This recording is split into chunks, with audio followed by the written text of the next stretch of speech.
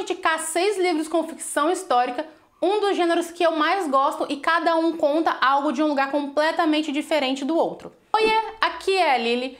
Hoje essa listinha fala de apenas um gênero, mas tem tantas culturas diferentes que ela tá parecendo algo muito mais variado do que de fato ela é. O primeiro livro que eu vou falar, eu acabei de terminar ele, eu dei 5 estrelas e eu favoritei, que é o Dicionário das Palavras Perdidas, da Pippi Williams, se eu não me engano é assim o nome da autora. Esse livro conta a história da principal, que é a Esme, desde que ela é bem pequenininha mesmo até que ela tenha seus 30 anos, mais ou menos ali. Esse livro se passa na Inglaterra, no final do século XIX, no início do século XX, então a gente pega aí essa virada de século. A Esme, ela vive no Scriptorium, eu não sei pronunciar muito bem, vou deixar a palavra aparecendo aqui, porque não foi traduzida realmente, a palavra tá no nome original, que é em inglês. Esse é o local onde o primeiro dicionário de Oxford da língua inglesa foi feito. Sim, o dicionário da vida real, não é apenas nesse livro. O dicionário de Oxford, o primeiro, foi feito nesse local e a autora se baseia nisso para fazer a sua história de ficção. No Scriptorium, de novo, eu não sei pronunciar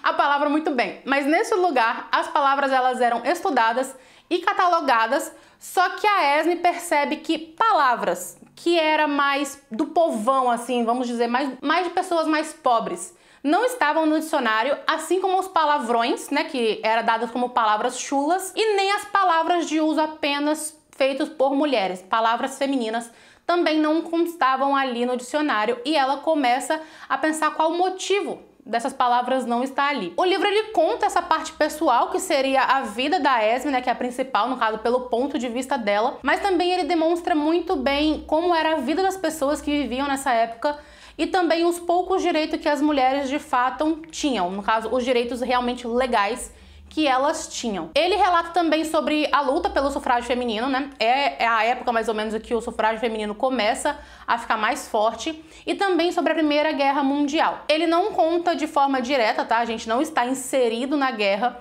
mas a Esme, ela vive na época em que a guerra está acontecendo, então pessoas em volta dela ali estarão na guerra. Então ele relata muito bem essa parte sobre o controle da fala, assim como a luta de classe, né, que seria por que apenas as pessoas ricas e homens, que eram as palavras deles que estavam ali no dicionário, porque as pessoas mais pobres elas não escreviam, muitas delas nem sequer sabiam escrever nessa época. As palavras que era dita por essas pessoas não entravam, e nem pelas mulheres, porque sempre teve aquele ponto onde a mulher ela era submissa ao seu marido, se ela não fosse casada, submissa ao pai, se o pai não estivesse vivo, ao irmão mais velho, e assim vai. Até se fosse o irmão mais novo, na verdade, né? E além de tudo também a gente vê essa luta pelo direito ao voto e o quanto que essa luta era feita por mulheres ricas e para mulheres ricas. Ou seja, mesmo em uma luta de direitos femininos, ainda assim tinha diferença social envolvida, que era a luta de classes, que basicamente tinha personagem ali que ela percebe que pode ser que ela receba o sufrágio,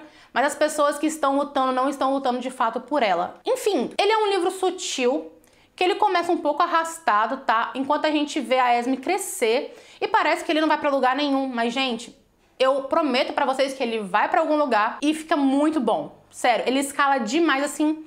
A partir do momento que a Esme cresce, o livro escala. Enfim, só leiam.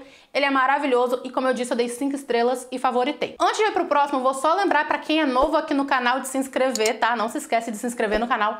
E também deixa o seu like aí pra me ajudar, que assim o vídeo é recomendado pra mais pessoas. E assim, quem sabe, o canal cresce cada vez mais rápido. E também que mês que vem eu vou lançar um projetinho novo aqui no canal, que por enquanto eu ainda não vou falar o que é. Se inscreve aqui embaixo pra vocês ficarem sabendo de todos os vídeos novos, até eu lançar esse vídeo que, sim, eu acho que vai ser bem legal, quem sabe vocês podem gostar. A minha segunda indicação é A Vida em Tons de Cinza. A Vida em Tons de Cinza, gente, não é 50 tons de cinza, é A Vida em Tons de Cinza, da Ruta. Esse livro ele é pesado, tá? Eu já vou avisando que ele é completamente pesado, e ele é de longe o mais pesado aqui dessa lista. No caso, ele realmente vai retratar muito bem a parte de sofrimento, e esse sofrimento ele é explícito, onde os personagens não têm saída e nós vamos ficando desiludidos junto com esse personagem. Esse também tem como retratar a guerra, só que aqui não é a primeira, nesse caso é a Segunda Guerra Mundial, e é uma história que a gente tá literalmente inserido ali junto com as pessoas que elas estão sendo realmente maltratadas, torturadas, elas estão sofrendo ali na mão das pessoas do exército que tiraram elas da sua terra. Vocês já vão entender do que eu tô falando. Essa é uma história que ela quase nunca é comentada, pra falar a verdade, nem mesmo na escola. Praticamente a gente não ouve falar sobre essa parte da Segunda Guerra Mundial. Nem nos livros, tá? É raro realmente a gente ver isso. É uma história real, é mais ou menos no ano de 1941, é mais ou menos nessa época que a União Soviética ela é integrada aos países bálticos. E é nesse período que quando o Stalin, sim, o Stalin, a parte comunista da guerra, tá? Eu não tô falando da outra parte. A parte comunista, ele ordena a expulsão das pessoas da Lituânia, que elas deveriam sair dali e ir pra Sibéria. Mas ele simplesmente, assim, não expulsa. Ele não exila e manda as pessoas embora. Não. Eles prendem... Eles, eu falo eles, tá? Porque, no caso, o Stalin, ele era o governante. Mas, obviamente, não foi ele lá com as perninhas dele tirar ninguém de casa. Ele mandou as pessoas que estavam abaixo deles fazer o serviço. Então, eles pegam essas pessoas e prendem elas em vagões no trem. Então, essas pessoas, elas estão ali amontoadas nesse trem, que elas vão sair da Lituânia e ir pra Sibéria, tá? E durante toda essa viagem, elas passam fome, elas passam frio. Tem famílias que são separadas, que filhos simplesmente se perdem dos pais. Mulheres e homens não ficam juntos, tá? Eles estão em vagões separados. Então, se você é um casal e tem seus filhos, os filhos ficam com a mãe, se ficarem juntos, e os homens, eles ficam em vagões separados. Nessa bagunça aí, muitos bebês, eles são perdidos. Tem gravidez ali que a mulher ela faz o parto de forma muito indigna, tá? Muitas delas acabam falecendo, assim como os próprios bebês também. Como eu falei, tá, gente? É um livro pesado. Você tem que ir com a cabeça de que não é um livro leve e ele não é indicado para menor de 18. Então ele é um livro um pouco explícito nesse ponto. E depois de todo esse percurso que as pessoas estão nesse trem, nessa viagem, quem sobrevive, porque muita gente já morreu, eles vão chegar ali na Sibéria, né? E eles vão ser escravizados. Eles vão sofrer agressão física e também agressões sexuais, manipulação psicológica e diversos outros maltratos e também o extermínio ali da pessoa que o exército acha que não tem mais por que eles explorarem. O livro é contado pelo ponto de vista de uma menina que ela tem 15 anos quando essa expulsão começa, o nome dela é Lina, e ela vai contando tudo o que acontece enquanto vai ficando mais velha até ela de fato se tornar uma mulher. Ele é um livro que ele fala bastante sobre como esse sofrimento é pesado, e o quanto que isso realmente destrói uma família, destrói uma pessoa, e o quanto que isso é pesado psicologicamente. Esse é o meu livro favorito de ficção histórica, mas como eu disse, ele não é leve, ele é bem gráfico.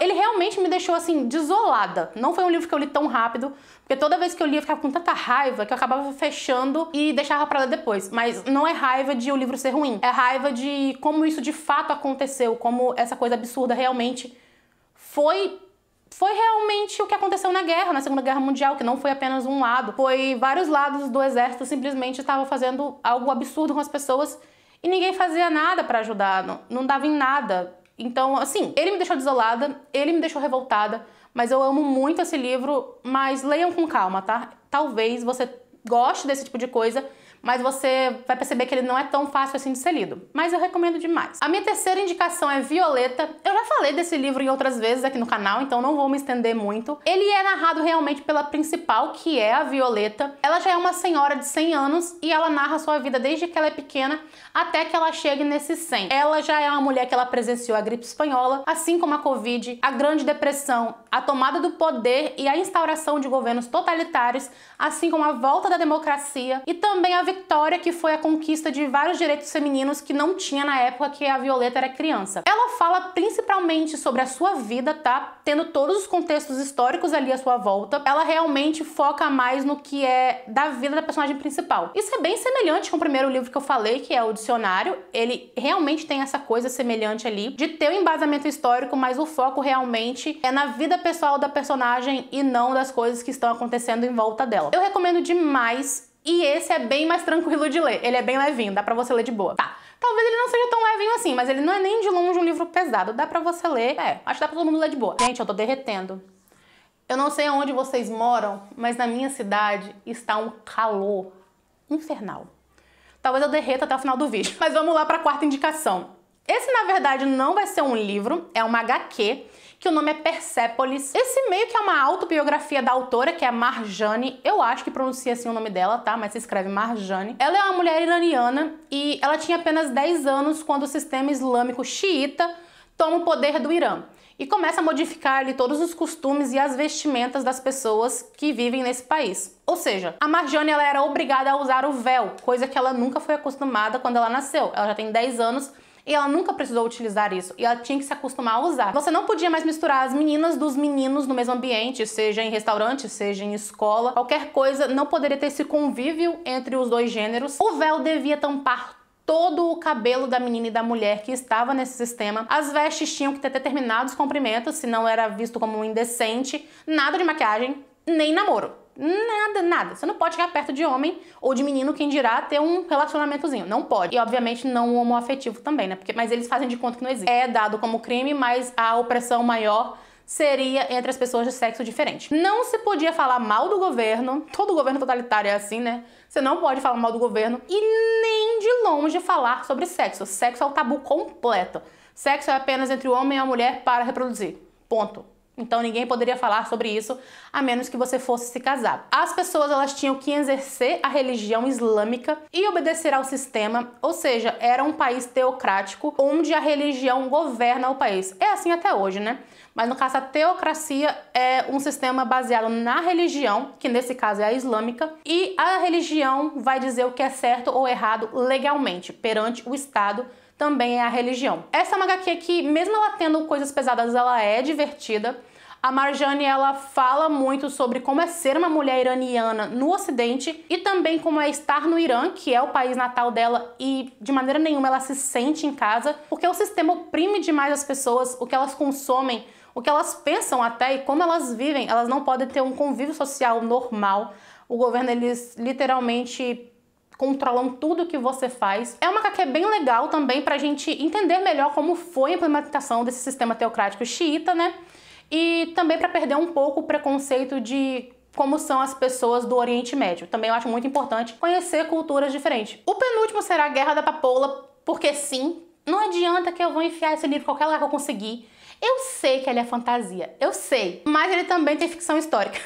Então ele vai entrar aqui, não importa se ele é predominantemente fantasia, ele tem embasamento histórico e por isso ele vai entrar nessa lista, porque sim, eu vou panfletar essa trilogia até a Intrínseca trazer o último livro, por favor, mulher. Traz esse último livro, a gente precisa. A R.F. Kuang, que é a autora, ela utiliza de vários acontecimentos históricos que ocorreram na China, como a Guerra Sino-Japonesa, também sobre a história militar da China do século XX e também sobre a ascensão do governo comunista de Mao Tse-tung. Então sim, tem embasamento histórico. Não tem como vocês falar que eu tô fazendo coisa doida, porque não, tem. Eu juro que tem. Esse é um livro que ele não falará tanto assim dos dados históricos, nem de general, nem de datas realmente específicas. Ele foca principalmente na fantasia, como eu falei. Só que ele usa esses dados históricos como uma inspiração nas batalhas do universo mágico que ela criou. Então ela pega ali a guerra, como aconteceu, e ela pega essa guerra e traz para o mundo fantástico dela, falando ali como mais ou menos aconteceu na China, nessas guerras, mas não tem China na trilogia dela, né? Não existe o país China, só que esses acontecimentos é mais ou menos inspirados ali no que aconteceu na vida real. Eu vou deixar aqui nos cards o vídeo onde tem resenha da Guerra da Papoula e também o vlog ali de leitura da República do Dragão, que é a sequência, que senão também eu vou ficar aqui falando pro resto da vida e eu não tenho como ficar panfletando mais esse livro do que eu já panfleto. Então tá aqui nos cards, só vocês ir lá assistir. E por último, eu vou falar do Que o Vento Sussurra, da Amy Harmon. Esse é um livro que eu indico pra quem ele realmente é fã de história, não de ficção histórica. História, realmente, a matéria. Porque a autora, na minha opinião, tá? Na minha opinião, a autora, ela pesou um pouco a mão na hora de colocar os fatos da guerra de independência da Irlanda. Então, nesse terá realmente os nomes das pessoas, os revolucionários, os rebeldes de guerra. Terá a exploração que os irlandeses realmente sofreram na mão da Inglaterra. Terá nome de pessoas históricas ali, terá datas. Então, tem vários dados históricos bem minuciosos. Se você não gosta de história, talvez você não goste tanto desse livro sim. Esses dados históricos estão ali o tempo inteiro e tem uma parte do livro que realmente é páginas e páginas sobre um relato histórico. Faz sentido na narrativa da ficção da autora, mas ele é realmente minucioso nesse ponto. Só que ela também foca em outro ponto, que é o romance. Tem um romance entre a menina, que é a principal, e um carinha dali que tá no livro. Ela pega esse romance dos dois e embasa muito o romance e o dado histórico. Então talvez a pessoa que gosta muito de romance pode gostar desse livro. Eu gosto muito dele, tá? Falando assim parece que eu não gosto, mas eu gosto muito. Ele é um favorito meu, mas eu não consigo indicar ele sem ressalvas, porque eu acho que a pessoa que não gosta muito de dados históricos minuciosos pode acabar abandonando o livro, porque não é algo que vai funcionar muito bem com ela. Foi isso, gente. Lembrando em pedir pra vocês novamente se inscreverem aqui no canal, não esquece. Eu vou deixar o link de todos esses livros aqui na descrição, caso vocês queiram dar uma olhadinha ali, quem sabe comprar tanto o e-book quanto o livro físico. Deixa também o seu like, não esquece que o vídeo é recomendado se vocês deixarem o seu like. Beijo e até o próximo vídeo.